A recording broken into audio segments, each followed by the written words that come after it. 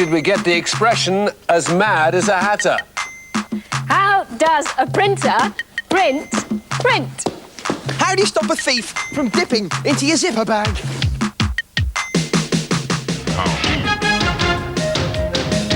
How?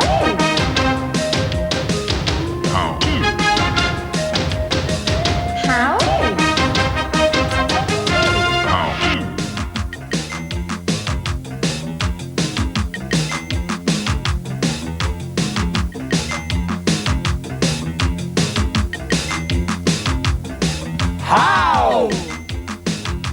How can you cut an apple with a hammer? You can't, Gaz.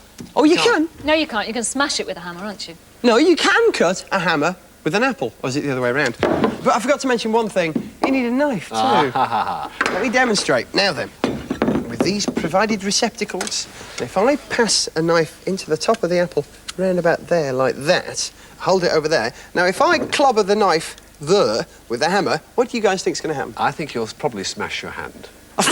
And the bowls beneath it. Well, let's see. Let's see. What happens if I hit this here? It should cut cleanly through the apple like this.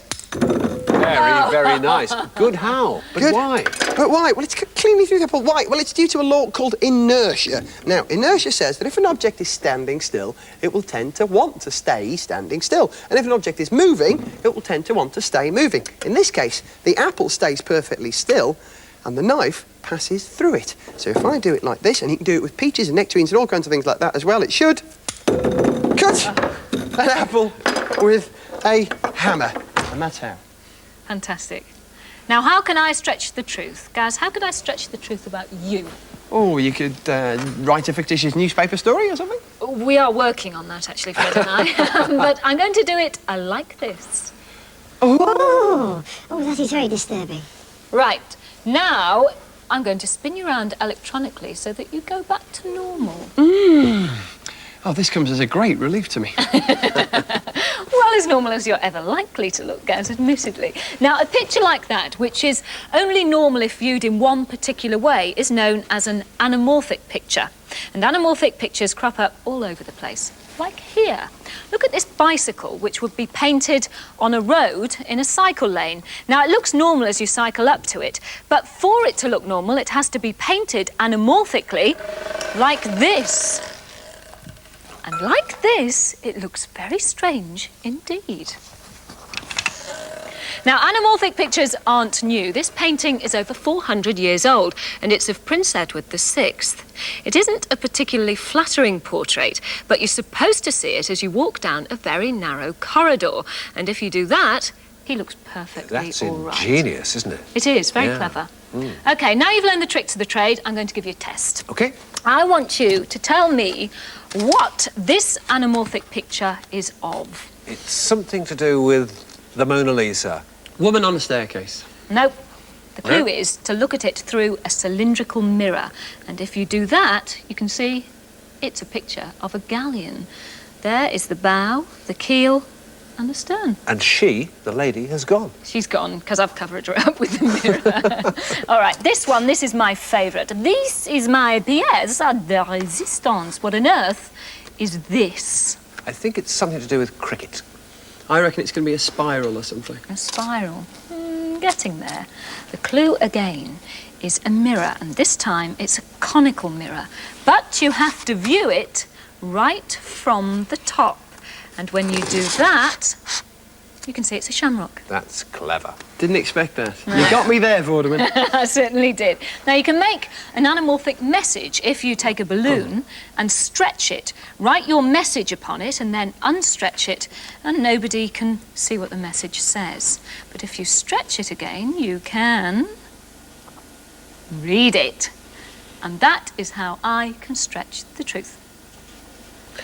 How did the Mad Hatter get his name? You know the Mad Hatter in Alice in Wonderland. You know the expression, as mad as a hatter. How did we get it? I'll tell you how. First of all, though, chaps, put on your felt hats, because the answer lies in the felt. How do you make felt? Quick 15-second Fred how? Water. Washing up liquid. Wool fibres. Wool fibres in the water. Get them moist. Apply pressure. Instant pressure. Powerful, powerful pressure. Follow that up with heat. tremendous heat.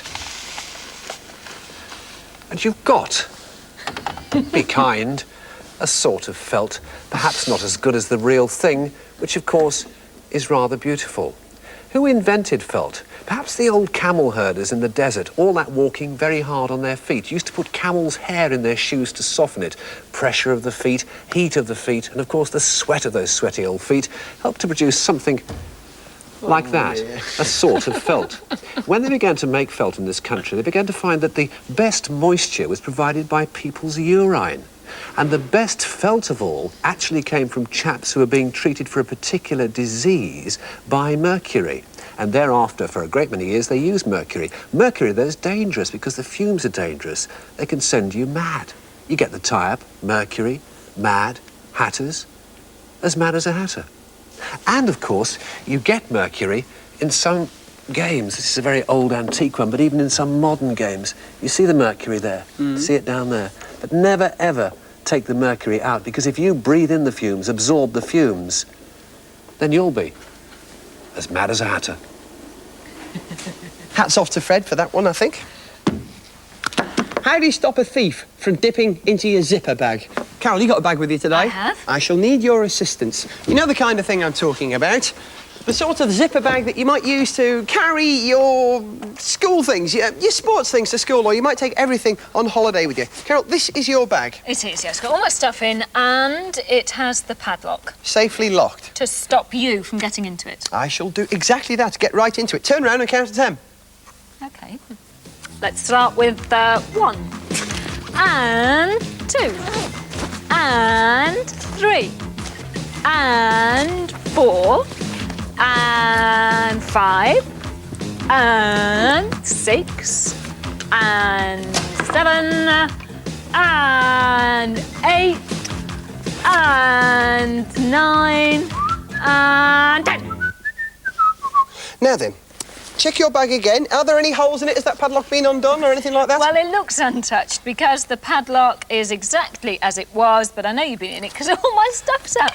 Where did I get all this from? In there? How did I do it? That is my holiday sledgehammer, you know. I take it everywhere. Holiday sledgehammer? Yes.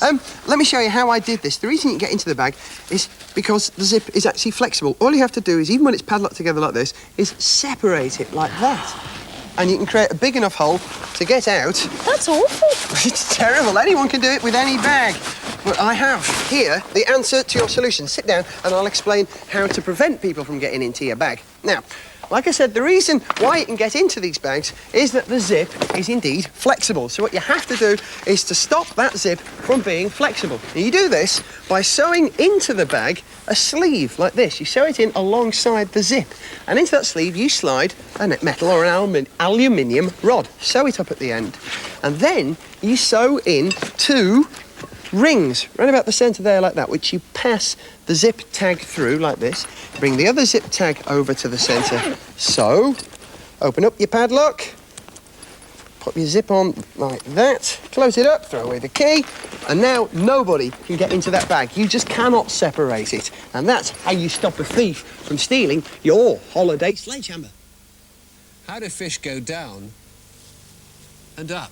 Basically because of the very clever way they've been designed. You see, if fish had been designed like a ping-pong ball, they'd just float on the surface. If, on the other hand, they'd been designed like a stone, then they'd simply sink to the bottom. But many fish have got inside them a sort of balloon known as a swim bladder, and it's full of all sorts of gases. When they want to go down to the bottom, they release some of those gases. When they want to climb back up to the top, they put them back in. That's more or less how they do it. And you can actually show that, excuse me a second, by a plastic bottle full of water, and in it is an eyedropper, and you can see the black mark which shows where the water level is now. If I squeeze the bottle very tight, I'll compress the air inside the eyedropper, and down it will go to the bottom because I lower the buoyancy. Like some submarine noises, please, Gaz. Down we go, pressing, pressing, pressing to the bottom. When I release it, up it comes again. That's how, and that's also, in a way, how a submarine works. Not all fish have got swim bladders, though, No, they don't. Quite a few fish don't. Minor members of the shark family we've got in here, they sink to the bottom because of their weight, and the only way they can climb is by using the power of their fins and their tail. That's how. How glamorous is a safety pin? Not very glamorous at No, all. definitely not glamorous. Ah, but you are wrong. For look at this. Look at all this jewellery here. Isn't that beautiful? All that is made from safety pins and beads. And I think that's pretty glamorous. And I'll show you exactly how to do it. You start off with a standard size safety pin, right? Take a safety pin, then take a bead, the kind of thing you can pick from a haberdasher's in the shop, sewing shop in town. Mount your, I was going to say apple, but mount your bead onto the safety pin like that. Various beads in various colours in a line like that, so you've got a fixed order. Then take your safety pin and mount it on something. Fred, do you have something? I do.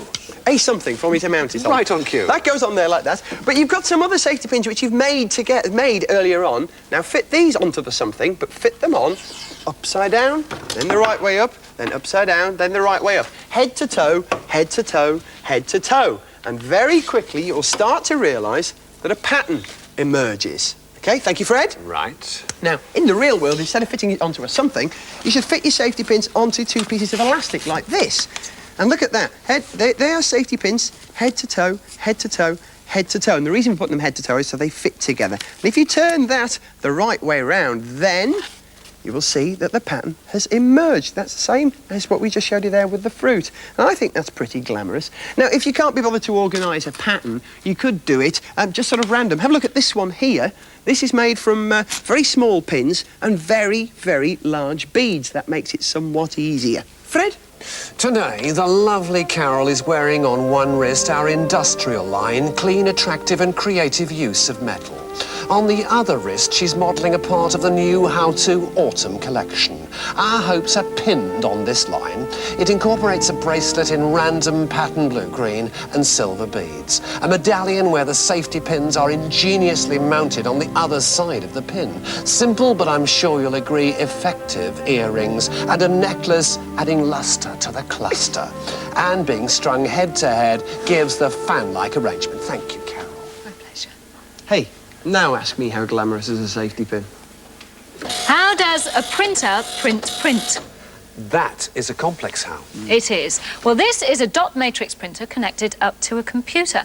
And if you look at the letters which it prints, you can see that they're made up of lots of dots. And I'm going to show you how it works using a MOPS. Mops? MOPS.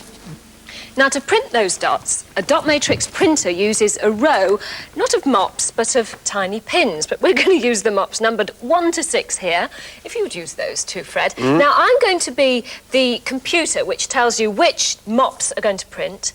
And if you could say print. Print. At the right time. OK. And if you could be the bit that says, move along the paper, please. Right. MOPS, do the ready. Up with MOPS and move back 1, please. And we will begin. 2 and 5. Print. Back. 1, 4 and 6. Print. Back. 1, 3 and 6. Print. Back. 2 and 5. Print. Back. Back. 1, Print. Back. 1. Print. Back. All together. Print. Back. 1, Print. Back. 1. Print. Back. Back. 2, 3, 4 and 5. Print. Back. 1 and 6. Print. Back. 1 and 6. Print. Back. 2, 3, 4 and 5. Print. Back. Back.